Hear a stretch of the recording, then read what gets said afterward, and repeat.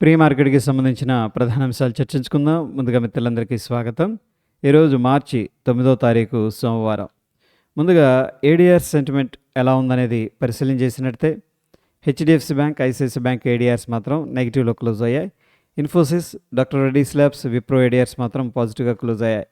ముఖ్యంగా banking sector నుంచి HDFC bank అనేది టాప్ లూజర్స్‌గా క్లోజ్ అవ్వగా, ఐటీ సెక్టార్‌లో విప్రో ఏడీఆర్ అనేది పాజిటివ్‌గా క్లోజ్ అయింది. మొత్తం మీద ఏడీఆర్స్ నుంచి మిక్స్డ్ సంకేతాలు కనిపిస్తూ ఉన్నాయి. ఇక ఇండియాకి సంబంధించిన ప్రైమరీ సెక్టర్స్ మొన్నటి రోజున ఏ విధంగా క్లోజ్ అయినాయి అనేది పరిశీలన చేసినట్లయితే Nifty bank, financial services, Nifty reality, PSU bank, service sector, auto sector అనేది టాప్ లూజర్స్గా క్లోజ్ అయ్యాయి. నిఫ్టీ ఎనర్జీ, ఐటీ సెక్టార్లో కొద్దిగా బౌన్స్ అనేది కనపడింది. మొత్తం మీద 80% ఇండియన్ సెక్టార్స్ బైరిష్గా క్లోజ్ అయ్యాయి. గ్లోబల్గా మార్కెట్స్ ఎలా పర్ఫామ్ చేస్తున్నాయి అనేది పరిశీలన చేసినట్లయితే సౌత్ కొరియా అనేది 7.66% నెగిటివ్గా ట్రేడ్ అవుతుంది. సో చాలా టాప్ లూజర్గా ఉంది. ఏషియా మార్కెట్ జపాన్ కూడా 6.7% నెగిటివ్గా ట్రేడ్ అవుతుంది. ఇది కూడా వీక్గా ట్రేడ్ అవుతుంది. ఇక German, Europe, US markets, China I50 futures, London, France ఇక్కడ దాకా నెగిటివ్గా ట్రేడ్ అవుతూ ఉండగా రష్యా, హాంకాంగ్ అనేది స్లైట్ గ్రీన్లో ట్రేడ్ అవుతున్నాయి. యుఎస్కి సంబంధించిన వోలటాలిటీ అనేది సిగ్నిఫికెంట్గా రైజ్ అయింది. మొత్తం మీద గ్లోబల్గా మార్కెట్స్లో కొంత సెల్లింగ్ ప్రెషర్ అనేది కనిపిస్తూ ఉంది. ఇక యుఎస్కి సంబంధించిన టాప్ 30 కంపెనీస్ మొన్నటి రోజున ఏ విధంగా క్లోజ్ అయినాయి అనేది పరిశీలన చేసినట్లయితే Intel, Caterpillar, Amazon com, American Express అనేది టాప్ లూజర్స్గా క్లోజ్ అవ్వగా Boeing, IBM, Amazon, Walmart, Salesforce Inc అనేది టాప్ గైనర్స్గా క్లోజ్ అయ్యాయి. మొత్తం మీద యుఎస్ మార్కెట్స్ క్లోజ్ అయిన విధానంలో కొంత వీక్నెస్ అనేది కనిపిస్తూ ఉంది. ఎకనామిక్ క్యాలెండర్ అనేది పరిశీలన చేసినట్లయితే నిన్నటి రోజున రష్యా మార్కెట్స్కి ఉమెన్స్ డే సందర్భంగా హాలిడే ఉంది. ఇక ఈరోజు విషయానికి వచ్చేసరికి ఎటువంటి మేజర్ ఈవెంట్స్ అనేది కనిపించట్లేదు. ఇండియాకి సంబంధించిన ఎకనామిక్ క్యాలెండర్ అనేది పరిశీలన చేసినట్లయితే నిన్నటి రోజున ఎటువంటి మేజర్ ఈవెంట్స్ అనేది లేవు. ఈరోజు కూడా ఎటువంటి ఈవెంట్స్ అనేది కనిపించట్లేదు. ఇక ఆయిల్ ప్రైసెస్ అనేది సిగ్నిఫికెంట్గా రైజ్ అవుతూ ఉన్నాయి. ఎందుకంటే ఇరాన్ వార్ ఎస్కలేషన్స్ అనేది మిడిల్ ఈస్ట్లో ఈ యొక్క ఆయిల్ డిస్ట్రప్షన్, సప్లై కన్స్ట్రైన్స్ అనేది జరుగుతూ ఉన్నాయి. అందుకని క్రూడ్ ఆయిల్ ప్రైసెస్ విపరీతంగా పెరుగుతూ వస్తూ ఉన్నాయి. ఫ్యూచర్ అండ్ ఆప్షన్స్లో ఏ ఒక్క స్టాక్ కూడా ఈరోజు రిజల్ట్స్ అయితే అనౌన్స్ చేయట్లేదు. ఫ్యూచర్ అండ్ ఆప్షన్స్లో సెయిల్, సమ్మాన్ క్యాపిటల్ అనేది బ్యాన్ లిస్ట్లో ఉన్నాయి. వీటిల్లో మనం ఫ్యూచర్స్ అండ్ ఆప్షన్స్ ట్రేడ్ చేయకూడదు. క్యాష్ మార్కెట్ బై సెల్ అనేది చేసుకోవచ్చు.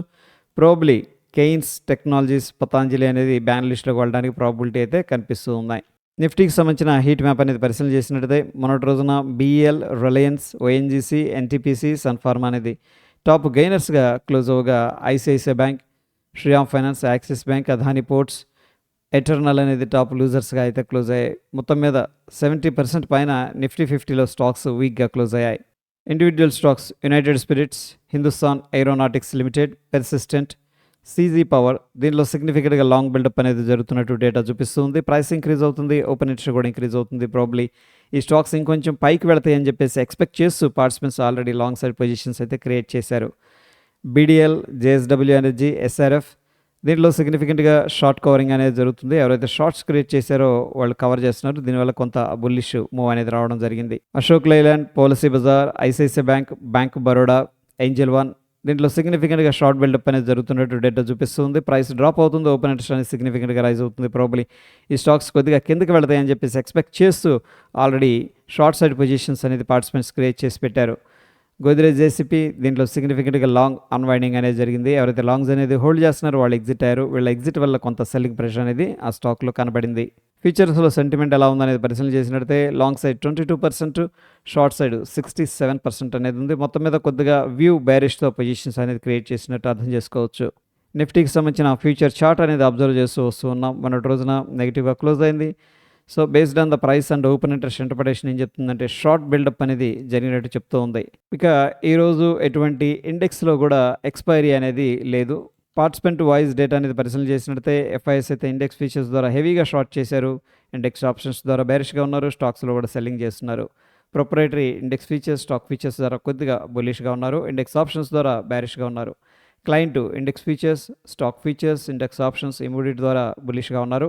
డిఐస్ స్టాక్ ఫీచర్స్ ద్వారా బేరిష్గా ఉన్నారు. స్టాక్స్లోనేమో బై అనేది చేస్తూ ఉన్నారు. మొత్తం మీద ఎఫ్ఐఎస్ 6,030 కోట్లు క్యాష్ మార్కెట్లో సేల్ చేసినట్టు తెలుస్తూ ఉంది. డిఐఎస్ ఏమో 6,972 కోట్లు క్యాష్ మార్కెట్లో బై చేశారు. ఎఫ్ఐఎస్ సెల్ చేస్తూ మార్కెట్ను ట్రాక్ చేస్తూ ఉండగా డిఐఎస్ బై చేస్తూ మార్కెట్కి సపోర్ట్ చేస్తున్నారు. ఇండియా విక్స్ అనేది అబ్జర్వ్ చేసినట్టయితే 11.33% ఇండియా విక్స్ అనేది రైజ్ అయింది. ఇండియన్ మార్కెట్స్లో వాలటాలిటీ పెరిగిందని చెప్పేసి ఇండియా విక్స్ చెప్తూ ఉంది. ఇక డాలర్ ఇండెక్స్ అయితే ప్రస్తుతానికి స్ట్రాంగ్గా ఉంది. ఇక Dow Jones industrial average futures అనేది అబ్జర్వ్ చేసినట్టయితే సిగ్నిఫికెంట్ డ్రాప్ అనేది జరుగుతుంది. బ్యాక్ టు బ్యాక్ 3 డేస్ నుంచి కూడా లాసెస్లో క్లోజ్ అయింది. ఈరోజు 877 పాయింట్లు ప్రస్తుతం నెగిటివ్గా ట్రేడ్ అవుతుంది. నిఫ్టీ 50 అనేది అబ్జర్వ్ చేసినట్టయితే 24,326 స్ట్రాంగ్ సపోర్ట్ అయితే కనిపిస్తుంది.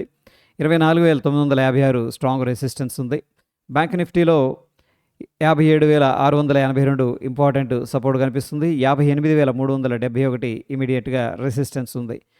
సెన్సెక్స్ విషయానికి వచ్చేసరికి 78,141 స్ట్రాంగ్ సపోర్ట్ కనిపిస్తూ ఉండగా 80,468 అనేది ఇంపార్టెంట్ రెసిస్టెన్స్ కనిపిస్తుంది. గిఫ్ట్ నిఫ్టీ అనేది చాలా పెద్ద నెగిటివ్ సర్ప్రైజ్ ఇచ్చింది.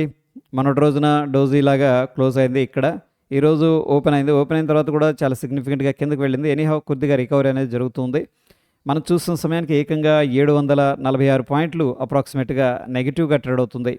నంబర్ అనేది పరిశీలన చేసినట్టయితే 23,830 దగ్గర అప్రాక్సిమేట్గా గిఫ్ట్ నిఫ్టీ ఫ్యూచర్ అనేది ట్రేడ్ అవుతూ ఉండగా మన నిఫ్టీ ఫ్యూచరు 24,545 దగ్గర క్లోజ్ అయింది.